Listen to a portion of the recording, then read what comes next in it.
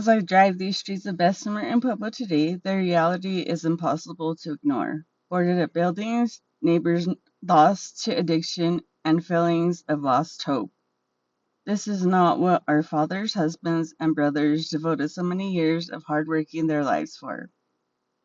Once the steel mill's thriving economy helped the neighborhood flourish, yet even surrounded by hardship today, I believe that if we come together, a small change can spark something bigger.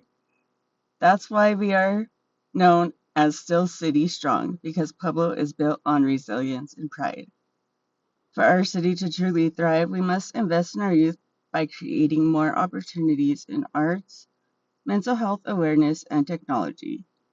When young people have access to creative outlets and vibrant community spaces, they find inspiration, connection, and hope, and our entire community benefits. When I began working on this project, I did not foresee the emotional toll it would have on my life. What started as a plan to make Pueblo more fun for families with live music events here and there has turned into a realization that perhaps the current challenges that our city faces with poverty, substance abuse, crime, mental health issues, unemployment, and homelessness may be a small representation of what the rest of the country is experiencing, or it may be unique to Pueblo, but either way, we have a long way to go. From my research, from assigned readings, and discussion posts this semester, I have learned of the many interesting community projects involving arts and cultural events and performances happening in communities outside of Colorado. And the difference is day and night compared to our reality. After comparing the arts and cultural opportunities available in other communities, especially for young people, it does weigh heavily on me as to why there are not more opportunities for youth in our city as in states like Texas or North Carolina.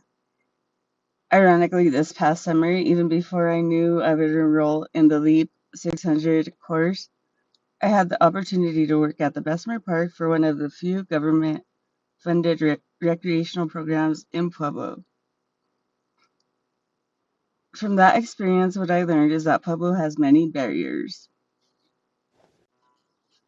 The pandemic took one of the Pueblo's strongest supporters of the marginalized community of Bessemer, City Councilman Ray Aguilera, and founder of Pueblo Poverty Foundation. I met Ray during my internship at PCC and worked with him on projects over the years. His favorite event was at Christmas time when he would dress up as Santa and hand out stockings to the children from Bessemer School.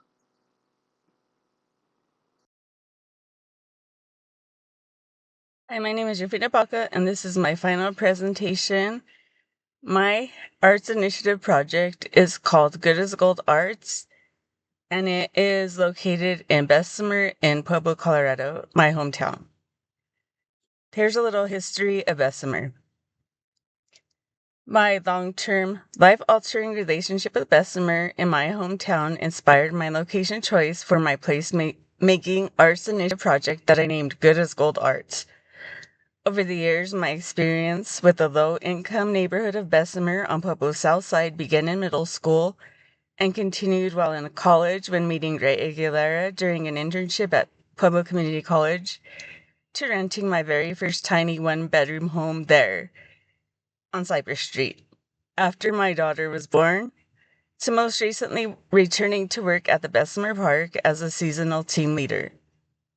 My memories from time spent over the years haven't always been the most uplifting, but the experiences, good and bad, are deeply rooted in who I am and why I am still, after all these years later, trying to heal from my own wounds that still exist. Sorry, this isn't really how I envisioned my project coming out. I wanted it more of a video, but I don't like being on video anyways, so this will probably work a little bit better. So I did a website, and on my website it has all the work I've been doing over the past year, in both of my courses for LEAP, well, in 3 of my courses for the LEAP certificate, and I will be getting that in December for my arts management certificate. So this is my website. I'll just go through it and then I'll just go through the website.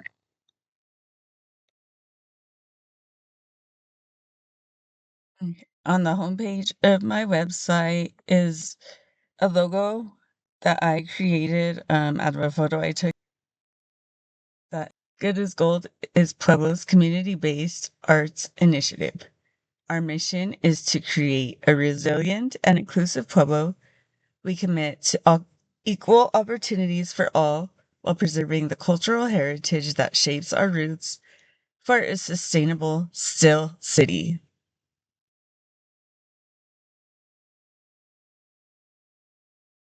The three main objectives of my project is for community-based planning, creating opportunities for all. My tagline is Blood of Still, building a still city community even stronger for future generations because our roots are strongest still. And then we want to openly share and discuss generational trauma Pueblo can heal collectively and create new paths for future generations, as well as build more of an inclusive, resilient community where every voice is heard and every story matters. We also want to honor diversity for future growth. Pueblo is filled with rich, diverse heritage. By honoring the paths that those before us have laid, we gain a sense of community through self-identity, belonging, and unity. Our commitment to celebrating diversity ensures that Pueblo continues to grow stronger together. And our third objective is cultivating creativity for a stronger community. Pueblo is home to unique and talented artists, and our local cuisine is truly one of a kind. We are committed to ensuring that all residents, especially those from historically underprivileged and marginalized communities, have access to essential resources and support for their basic needs.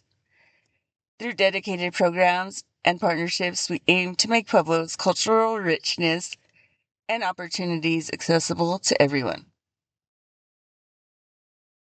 Good as Gold has a heart of gold and loves giving back. Our goal is creating safe public spaces, offering support and equal opportunities in arts, technology, music, and mental health.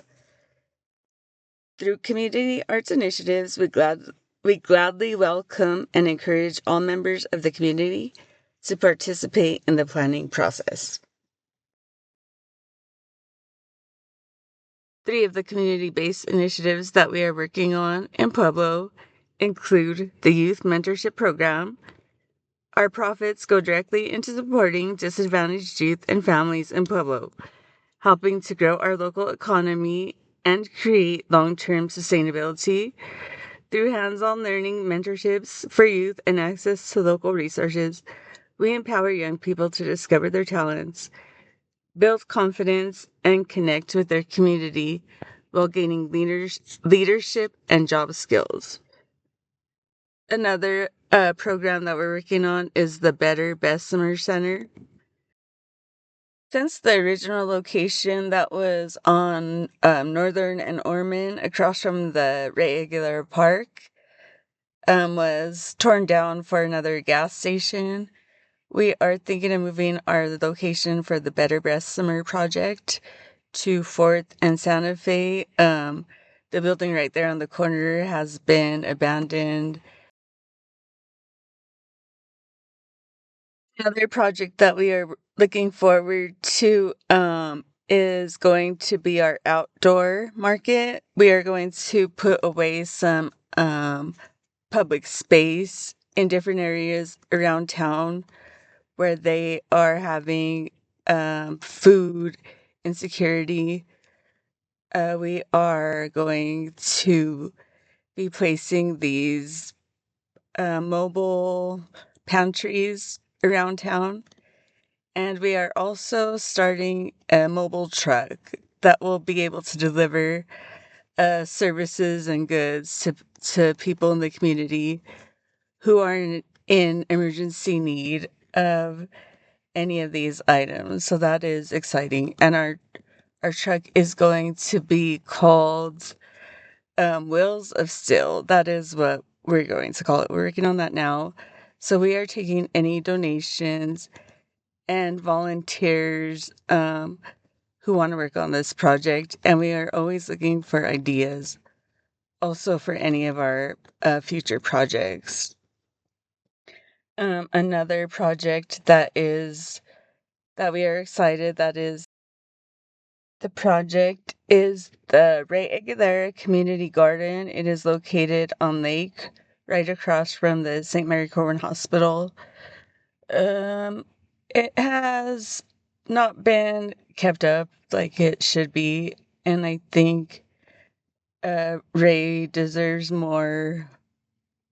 He deserves a better place that honors him, and I think if it was more inviting and just more bright and vibrant, more people would want to go. And right now, I took pictures of it, and it's kind of dark and scary looking. Well, I know it's winter, but I think it could just be taken a little bit better care of, and it could be a project that people take pride in the community. It would also give people that are kind of just walking around the street something to do, something to be proud of, and also give them some food, some extra food for families and also give students an opportunity to learn about gardening, and it would just be a good project for everyone.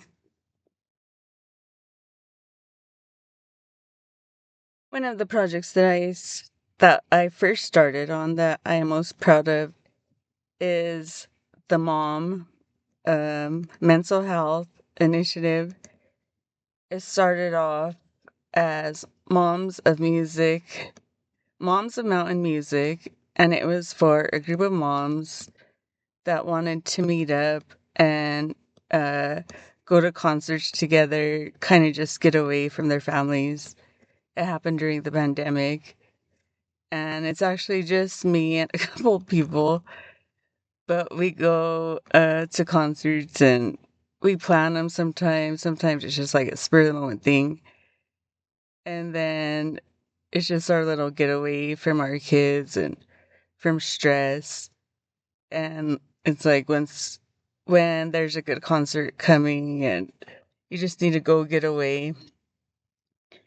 You could text someone in the group or call them or email them and just see who wants to go. And so that's what I want to do to make our group expand to more moms who need it. And another fun project that I made up for our mental health initiative for moms. For it's mostly for single parents, for moms. But I made up a makeover where you could nominate a mom who deserves it, and she gets to go away for a day, and she gets treated like a queen. She gets a pedicure, a manicure, a makeover. She goes on a shopping spree, and then she gets to go to a concert after, and she gets spending money and a bunch of stuff I made up. But I could really see that happen. To support my family, I have worked as a food delivery driver while earning my degree. Even before the pandemic, over the past 6 years, I've had the unique opportunity to be on the front lines of our community. I've traveled through every kind of weather, gotten lost countless times, and discovered new places in Pueblo that I never knew existed.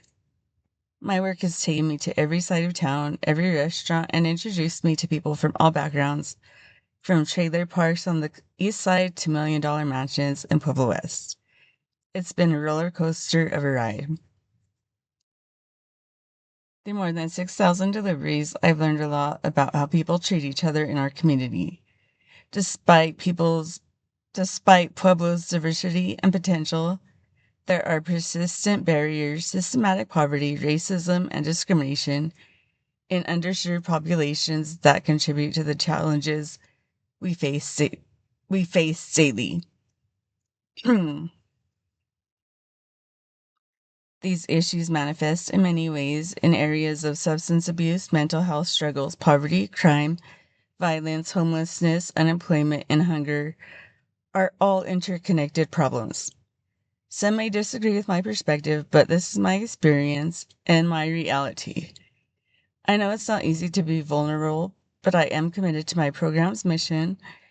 What I describe is happening right now in our community, and unless action is taken, these problems will only worsen.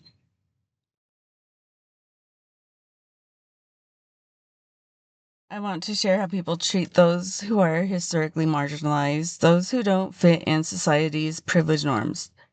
For example, in my community, Starbucks is often seen as an upper class, elite coffee shop. Before, before making deliveries there, I only had visited as a customer once or twice, so it was a new experience for me. One incident stands out. It was around 8 a.m. on the Monday after Black Friday. I was working early since my son was off of school for a snow day. I received a Starbucks order, and upon arriving, I waited in line, went outside, came back in, and still couldn't get any help. I tried every approach, standing by the register, waiting near the pickup area, sitting in a chair, and even using the restroom. But no one acknowledged me. After nearly half an hour, I finally asked an employee about my order.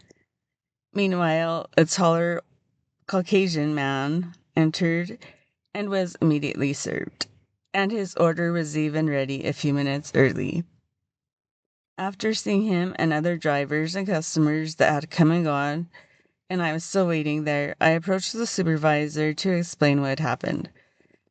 For the first time in a long time, I saw discrimination happen to me firsthand, and this experience made me reflect on my journey, where I had been.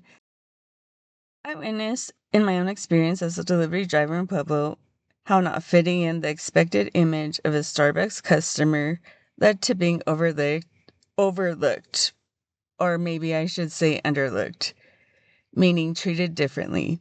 This pressure to conform to certain social norms is a form of cultural assimilation, where people are judged and labeled based on their appearance rather than their character or intentions.